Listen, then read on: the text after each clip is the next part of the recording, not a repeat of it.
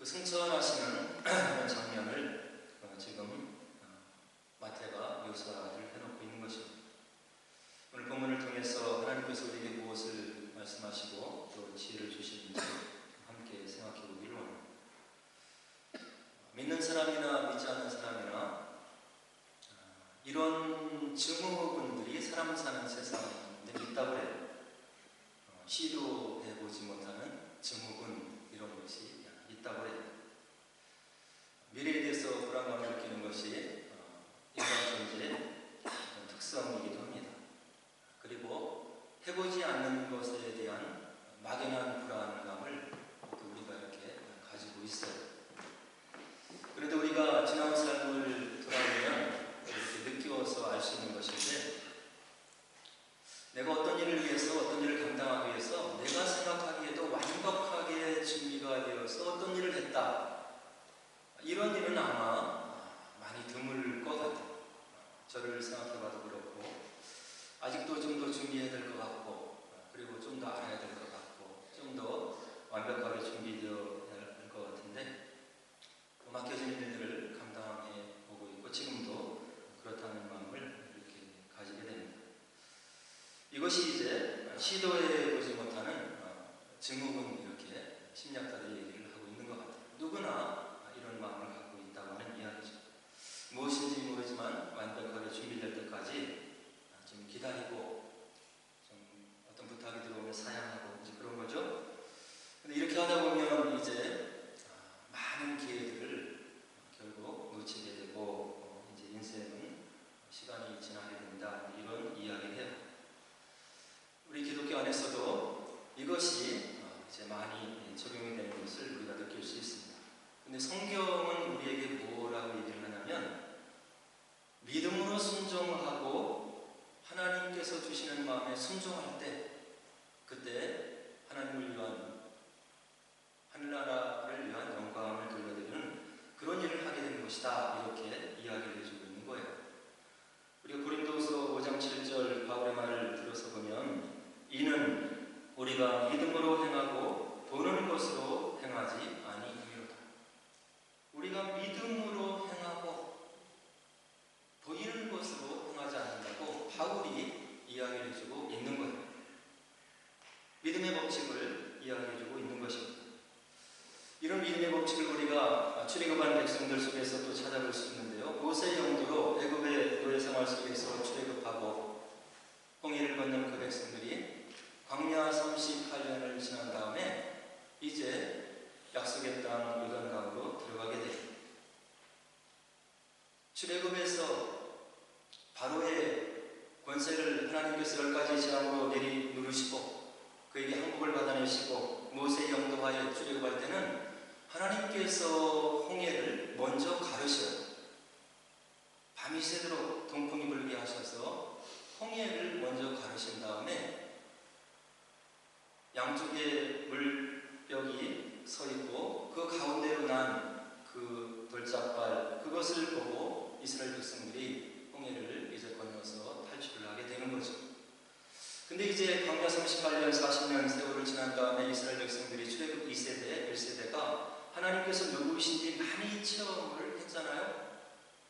하늘에서 메추라기가 내리고 또 만나가 내리고 반석이 터져서 샘물이 나고, 하나님이 누구이신지, 하나님께서 그들에게 불순종했을 때 어떻게 진노하시는지 여러 가지 것들을 많이 체험한 그 출애굽 1, 2세대. 그러나 출애굽 1세대는 불순종의 상징이 되어서 광야에서 다 죽게 돼요.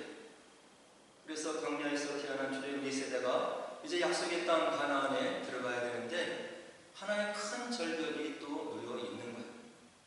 요단강을 건너야 돼요. 여호수아를 우리가 세세히 읽어보면 출애굽 2세대를 향해서 내가 너에게 주기로 약속한 이 가나안 땅을 줄 건데, 이번에는 제사장이 법궤를 메고 요단강에 먼저 발을 들여놔라. 여호수아를 자세히 읽어보면 그때 어떤 상황이냐면, 물결이 북남해서 요단강이 넘실거리고 도저히 인간의 눈으로 생각했을 때 요단강이 갈라질 것 같이 안 보이는 그런 상황입니다. 그런데 광야에서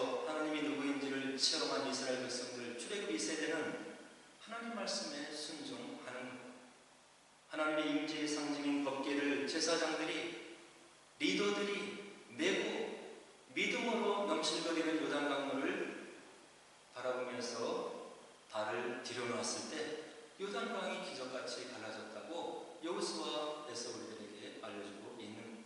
그래서 요단강을 건너서 출애굽 2세대가 가나안 땅으로 들어가고 정복전쟁을 하고 약속의 땅을 이제 받게 되는 거죠. 이것이 믿음의 역사인 거예요. 그러면 3500년 전에만 이런 일이 있었느냐?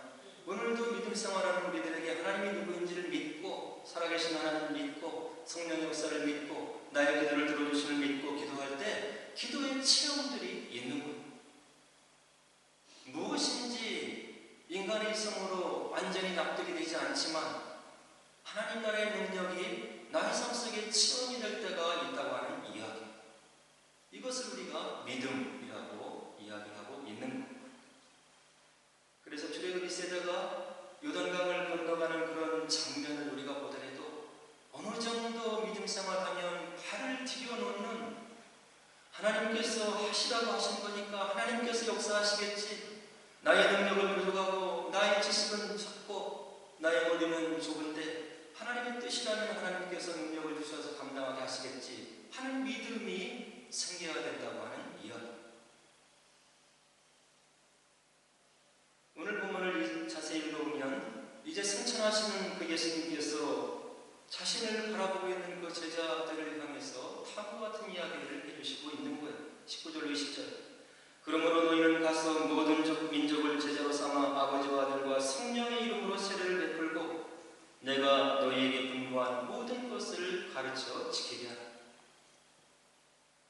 이것을 예수님께서 제자들에게, 또 우리들도 예수님의 제자들인데 우리들에게 남겨놓은 지상명령이라고 이야기하고 있는 거예요.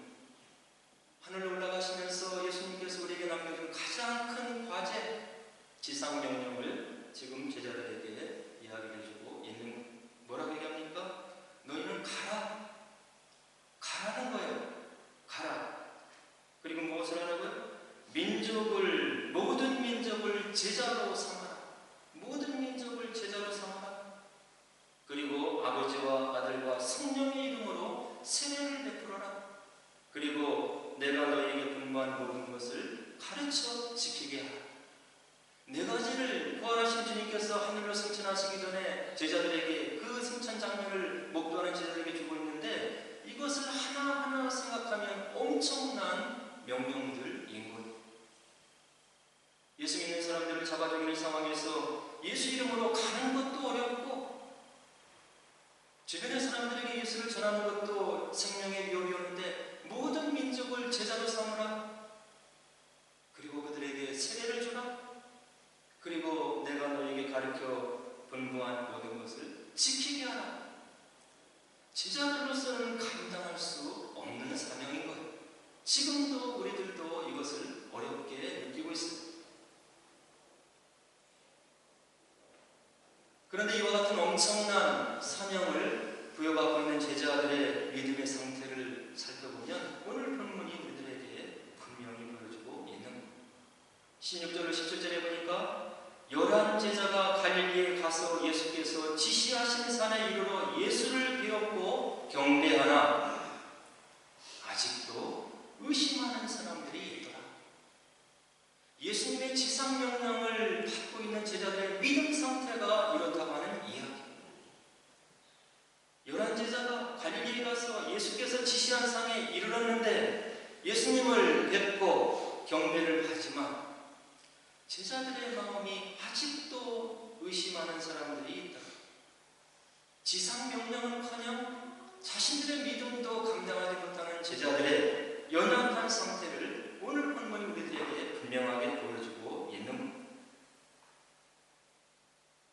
이런 제자들에게 이 큰 사명을 맡겨주시면서 예수님께서 끝까지 품으시면서 약속을 해주시는데 뭐라고 얘기를 해주시냐면 20절에 볼지어다 내가 세상 끝날까지 너희와 항상 함께 있으리라.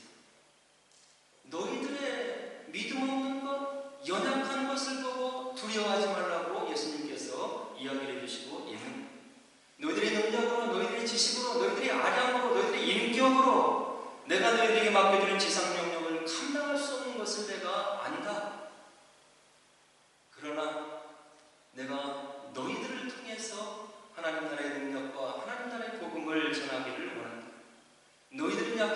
나는 볼지어다 내가 세상 끝날까지 너희와 항상 함께 있을 것이다. 우리가 주님을 위해서 무엇인가를 할 수 있다고 하는 것은 이 주님의 약속이 있기 때문에 가능한 거예요. 우리의 능력, 우리의 마음, 우리의 아령, 사랑하지 못하는 마음들, 이것을 가지고 아무것도 할 수 없는, 우리 주님께서 우리와 함께 해주시겠다고 약속을 하시는데, 우리와 함께 해주시는 분이 어떤 분이시냐면 18절에 이와 같은 권세를 가진 분임을 오늘 본문이 얘기해 주시는데, 하늘과 땅의 모든 권세를 내게 주셨으니, 저와 여러분들, 연약한 우리들, 질그릇과 같은 우리들, 믿을 만한 구석이 없는 우리들에게 하나님께서 함께 해주시는데, 그 하나님께서는 하늘과 땅의 모든 권세를 가지고 있는 분이심을 오늘 본문이 우리들에게 이야기해주고 있는 것. 그래서 어떤 경건학자는 우리들에게 이와 같이 조언을 해주는데, 우리의 능력에 맞는 사명을 맡겨달라고 기하지 말고 우리에게 맡겨지는 사명을 감당할 수 있는 능력을 달라고 기도하는 것이 맞는 것이다. 이런 얘기를 우리들에게 해주고 있는 것. 우리의 마음으로, 우리의 결단으로, 우리의 능력으로, 우리의 인격으로 할 수 없는 것이 너무나 명백하기 때문에 하나님께서 나에게 맡겨주시는 일들을 감당할 수 있는 능력을 주시옵소서, 이것이 맞는 기도라고 경건학자가 우리들에게 이야기를 해주고 있는 것. 하나님께서 기도 가운데, 말씀을 듣는 가운데, 성경을 읽는 가운데 혹시 나에게 무엇인가를 맡겨주시는 것 같이 느끼면 그것은 하나님께서 여러분들에게 주시는 사명인 거예요. 이 사명을 너를 통해서 내가 이뤄내기를 원하는데 내가 감당했으면 좋겠다고 하는 뜻이 거기에 있는 거예요. 그 마음을 받아들이시고 믿음으로 반응하면 여러분들의 믿음을 통해서 하나님께서 능력 많으신 분이 온 세상의 땅의 권세를 가지고 있는, 하늘과 땅의 권세를 다 가지고 있는 그분께서 그 믿음을 통해서 역사하시겠다고 오늘 본문이 우리들에게 약속을 해주시고 있는 것. 우리가 하나님의 말씀을 읽어보면 위대한 믿음의 조상들이 있습니다.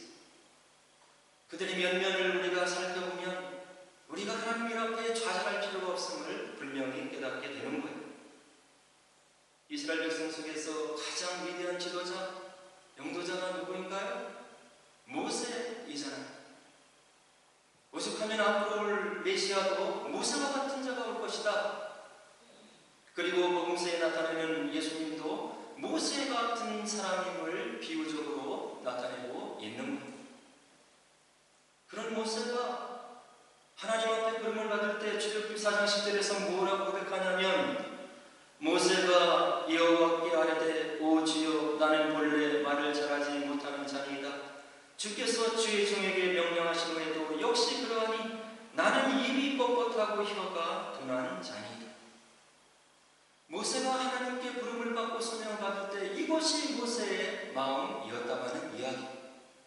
하나님, 저와 같이 부족한 종이 어떻게 하나님을 위해서 일하겠습니까?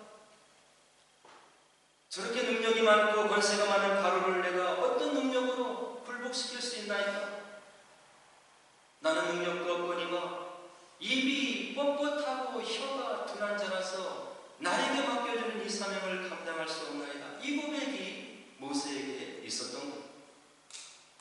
애굽의 왕자로 있으면서 그때 당시에 세계 최고의 지위를 받고 왕자로서의 교를 받았던 그가 하나님 나라를 이루기 위해서 움직였을 때는 살인사건밖에 안 일어났지만 미디안 광야에서 40년을 보낸 다음에 자신의 철저한 연약함, 믿을 수 없는 구석들, 그리고 나약한 모습을 발견한 모세가 이런 고백을 했을 때 하나님께서 그 모세의 겸손을 붙잡고 하늘과 땅의 권세를 가진 하나님께서 모세를 통해서 역사를 하셨던 거예요. 또 사사기 6장 15절에 보면 믿음의 선조 기드온이 나오는데 그가 부름받을 때 하나님께 뭐라고 또 그가 기도를 하냐면, 기드온이 그에게 대답하되 오 주여 내가 무엇으로 이스라엘을 구원하니까 보소서. 나의 집은 므낫세 중에 극히 약하고 나는 내 아버지 집에서 가장 작은 자니. 미디안을 물리치는 도구로, 이스라엘 백성들을 구원할 도구로 기드온을 부르고 계시는데, 기드온이 이런 고백을 하나님께 올려드리는, 나는 극히 약하고 내 아버지 집에서 가장 작은 자인데 내가 어떻게 이런 큰 역사를 하나님을 위해서 이뤄낼 수 있습니까? 이를 들어서 미디안을 쳐보시는 하나님의 역사를 사사기에서 우리가 역사적인 증거로 볼 수가 있는 겁니다. 또 우리가 믿음의 조상이라고 고백하고 있는 아브라함은 창세기 17장 17절에서 뭐라고 하나님께 고백을 하냐면, 아브라함이 엎드려 웃으며 마음속으로 이르되 100세 된 사람이 어찌 자식을 낳을까? 사람은 90세니 어찌 출산하리? 내년 이맘때에 너에게 약속의 씨가 날 것이다.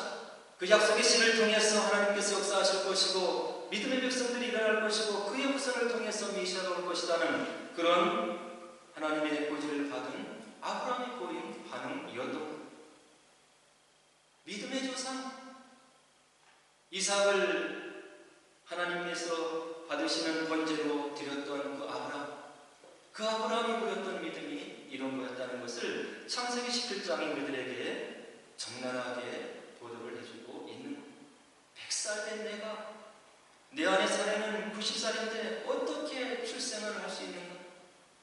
하늘과 땅의 권세를 가지고 있는 그 여호와를 믿지 못하고 아브라함도 이런 마음의 갈등들이 있었다고 하는 이야기. 그러나 약속에 신실하셨던 하나님께서 그 이듬해 이삭을 선물로 주시고 또 틈틈이 시간 야훼 하나님 여호와 하나님이 누구신지를 나타나 보여주시는 그 체험을 통해서 나중에는 이삭을 모리아산에서 돌려드리는 그런 믿음의 조상으로 거듭나는 아브라함의 모습을 우리가 창세기에서 확인할 수 있는 겁니다. 그리고 구약에 있는 여러 선지자 중에 위대한 선지자 예레미야, 나라가 멸망 직전에서 있으면서도 하나님께 돌이키지 못하고 매를 더 맞기 위해서 목이 굳은 그 상태를 예레미야가 하나님의 심정으로 눈물을 흘리면서 바벨론 포로가 될 것을 선언했던 눈물의 선지자 예레미야, 하나님께서 주시는 말씀을 이제는 내가 더 이상 전하지 않겠나이다 하면 그 마음속에 불붙는 마음이 붙어서 하나님의 심정으로 메시지를 전했던 그 눈물의 선지자 예레미야, 그가 하나님께 부름받을 때 뭐라고 고백하냐면 예레미야 1장 6절에 내가 이르되 슬프도소이다. 주 여호와여 보소서. 나는 아이라 말할 줄을 알지 못하나. 예레미야가 하나님께 소명을 받을 때 이 고백을 올려드리는 것. 내가 어떻게 하나님께서 나에게 주시는 그 사명을 감당할 수 있겠습니까? 나는 말을 할지 모르는 그런 어린아이입니다. 이사야도 마찬가지예요. 그때 내가 말하되 바로다 나의 망하게 되었도다. 나는 입술이 부정한 사람이요 나는 입술이 부정한 백성 중에 거주하면서 만군의 여호와의 신왕을 배웠음이로다. 메시아가 700년 후에 오실 것을 정확하게 예언했던 하나님의 선지자 이사야, 그도 하나님의 영광을 목전에서 뵌 다음에 이런 고백을 하는 것. 영광 중에 계신 하나님을 내가 봤는데 죄인인 내가 이제 망하게 되었다. 하나님의 은총과 은혜가 아니면 내가 이곳에서 죽을 수밖에 없구나. 이런 고백을 하며 하나님께 그의 무릎을 낮출 때 그를 통해서 메시아에 대한 예언을 예언하게 하시고, 그리고 이스라엘 백성들을 인도했던 위대한 선지자로 쓰임을 받는 이사야 선지자의 역사를 우리가 볼 수 있는 겁니다. 그리고 나라를 구한 여자 에스더 4장 11절에 보면 에스더가 이와 같은 말을 고백하고 있습니다. 왕의 신하들과 왕의 각 지방 백성이 다 알거니와 남녀를 막론하고 부름을 받지 아니하고 안뜰에 들어가서 왕에게 나가면 오직 죽이는 법이요 왕이 그 자에게 금규를 내밀어야 살 것이다. 이제 내가 부름을 입어 왕에게 나가지 못한 지가 이미 30일이라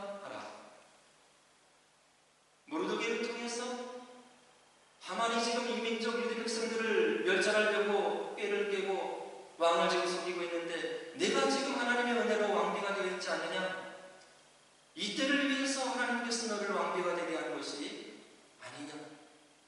왕에게 우리 민족의 운명을 말하고 하만의 계략을 드러내고 그리고 이 민족을 살리는 역할을 내가 감당했으면 좋겠다. 에스더가 뭐라고 얘기합니까? 자기 목숨이 두려운 임금께서 부르지 않고 임금께서 허락하지 않는 상태에서 임금께 나가면 죽음밖에 없는데 내가 지금 왕에게 부름을 받지 못하고 왕에게 나간 지가 30일이 넘었습니다. 어떻게 내가 죽음을 각오하고 이것을 하라고 나에게 이런 이야기를 삼주께서 이야기를 하십니다. 이렇게 연약했던 에스더였는데 하나님의 은혜로 그러면 삼촌 모르드게와 유대 백성 모두가 나를 위해 3일 동안 전심으로 기도하십시오. 하나님께서 나와 함께 하시면 내가 나를 보시고 왕이 혹시 나를 어여삐 보시면 내가 우리 민족을 살릴 그런 지혜를 하나님께 받아서 내가 움직이겠나이다. 내가 죽으면 죽으리이다. 이런 고백을 하고 왕에게로 나가는 에스더의 모습을 우리가 에스더서에서 확인할 수 있는 겁니다. 우리가 지금 다 위대하게 알고 있는 믿음의 선조들 면면을 살펴보면 나약하고 연약하고 우유부단하고 두려움에 떨고 능력이 없는 하잘것없는 존재들이었는데 그들이 한때 별과 같이 빛나는 그런 도구들로 사용되어 있는 것을 우리가 신구약 성경을 통해서 분명히 알 수 있는 것. 하나님의 일은 무엇입니까? 인간의 능력으로 하는 것이 아니라고 하는 것을 보여주고 있는 것. 우리가 하나님을 위해서 무엇을 할 수 있는 것은 우리의 능력이 아니고 우리 인격이 아니고 하나님의 능력으로 가능하다고 하는 것을 이런 역사들이 우리들에게 보여주고 있는 것. 하나님께서 우리에게 사역을 맡겨줄 때 내가 보니 이제 내가 준비되었으니 가라. 이런 이야기를 어디에도 하고 있지 않으신 것. 무슨 말씀을 하십니까? 내가 하늘과 땅의 권세를 가진 내가 너와 함께 할 것이니까 가라. 이것을 받아들이는 것이 믿음인 거예요. 우리의 재능을 가지고 하나님 일을 하는 것이 아니고 우리의 연약함 속에 겸손함 속에 하나님의 능력을 구하고 인정하는 믿음을 통해서 하나님의 역사가 일어날 수 있음을 성경이 우리들에게 분명히 보여주고 있는 것. 성경에 보면 인간의 힘으로 인간의 능력으로 무엇을 시도했을 때 다 실패가 되는 것을 볼 수가 있는 것. 모든 것을 구비받았던 아담과 하와, 하나님과 대화하며 교제하며 나눠야 됐던 그런 책임을 가지고 있던 그들, 인간의 교만한 마음, 자아가 일어나면서 하나님을 대적해서 일어나는 선악과 사건을 범하게 되는 것. 아까도 말씀드렸던 모세도 마찬가지인 것. 은혜 가운데 있지 못했던 사도 바울이 할 수 있었던 것은 믿는 사람들을 쫓아다니면서 핍박하며 그들을 잡아 죽이는 그런 일밖에 할 수가 없었던 것. 이 모든 것을 다 경험한 사도 바울이 우리들에게 무엇을 교훈해주고 있냐면 고린도후서 3장 5절에서 우리가 무슨 일이든지 우리에게서 난 것 같이 스스로 만족할 것이 아니니 우리의 만족은 오직 하나님으로부터 나느니라. 바라기는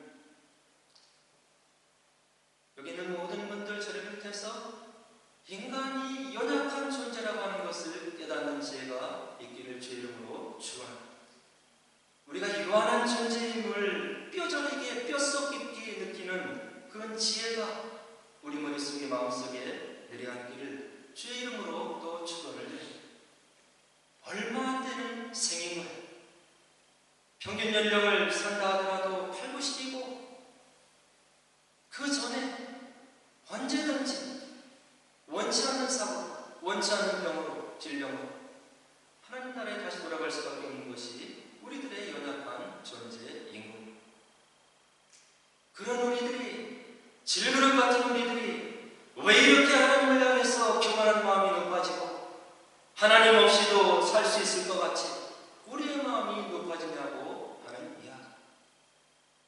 성경을 통해서 믿음이 무엇인지, 하나님께서 왜 이 땅에 오셨는지, 왜 믿음을 갖고 살아야 되는지, 얼마 안 되는 우리 생애를 통해서 주님을 위해서 왜 희생하고 섬기고 봉사하고 주님을 위해서 살아야 되는지를 말씀을 통해서 우리가 해답을 얻어야 되는 거예요. 명예를 붙잡는다고 명예가 내 명예가 되는 것이 아니고, 하나님이 허락하신 물질을 붙잡는다고 그것이 나에게 궁극적인 만족을 주는 그런 것이 아니고, 하나님이 살아계심을 오늘도 우리가 체험하고 있는 것. 3500년 전에 하나님이 오늘 돌아가신 것이 아니고, 예수님 당시에 하나님께서 오늘 역사하지 않은 것이 아니고, 그 동일한 하나님께서 동일한 모습으로 성령을 통해서 우리의 기도를 응답하시고 여러 가지 귀한 일을 선물로 주시고 믿음으로 초청하시고 말씀을 통해서 우리를 건면해 주시고 성령을 통해서 우리를 위로해 주시고 기도할 때 겸손의 무릎을 꿇을 때 하나님 나라의 능력을 우리들에게 보여주시는 그런 정말로 좋으신 하나님을 저와 여러분들이 지금 경배하고 예배하고 있는 것. 이 하나님을 인격적으로 마음에 모셔드리시고 얼마 안 되는 생애를 주님께서 원하시는 모습으로 드려서 쓰임받는 기쁨이 충만하시고 우리의 나약한 삶을 통해서 주님 나라의 영광이 드러나는 그런 귀한 믿음의 삶을 사시기를 주의 이름으로 간절히 축원을 드립니다. 우리 함께 기도하도록 하겠습니다.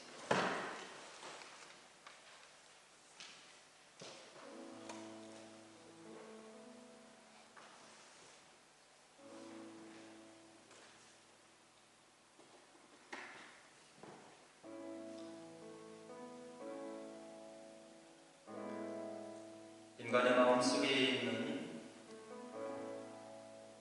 뿌리 깊은 죄악은 교만입니다. 하나님 없어도 살 수 있을 것 같은 교만, 하루살이와 같이 짧은 시간을 이 땅에 사는 존재인데 마음 몇 년을 들여다보면 영원한 시간을 살 수 있을 것 같은 착각 속에 살아가는 것이 인간의 모습인 것입니다. 그렇게 교만하고 부족하고 연약한 우리들에게 눈에 보이는 세계가 다가 아니고 영원한 세계가 있고 하나님 나라가 있고 능력이 있고 권세가 있음을 우리를 찾아오셔서 교훈해 주시고 그 참된 진리로 우리를 인도하시는 분이 하나님이신 것입니다.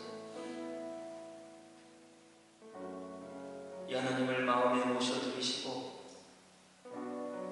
여러분들이 이 땅에 사는 삶 동안에 존귀한 삶이 되게 하옵소서. 하나님을 인정하고 살아가는 삶이 되어서 겸손한 심령이 되게 하옵소서. 한치 앞을 한참 뒤를 살피지 못하는 우리 연약한 심령에게 영혼을 바라볼 수 있는 그런 믿음의 눈을 허락하옵소서. 하나님 말씀의 진리됨을 믿게 하옵소서. 성령을 인정하고 기도할 때 하나님과 교통하며 나누는 지혜로운 백성이 되게 하옵소서. 우리 학생들도 유학 기간에 하나님 앞에 세워지는 계획들이 기도 가운데 이루어지게 하옵소서. 주님을 위해서 귀하게 쓰임받는 믿음의 일꾼들 되기를 원합니다. 가지고 있는 기도의 제목들과 우리 믿음을 위해서 함께 기도하도록 하겠습니다. 기도하겠습니다.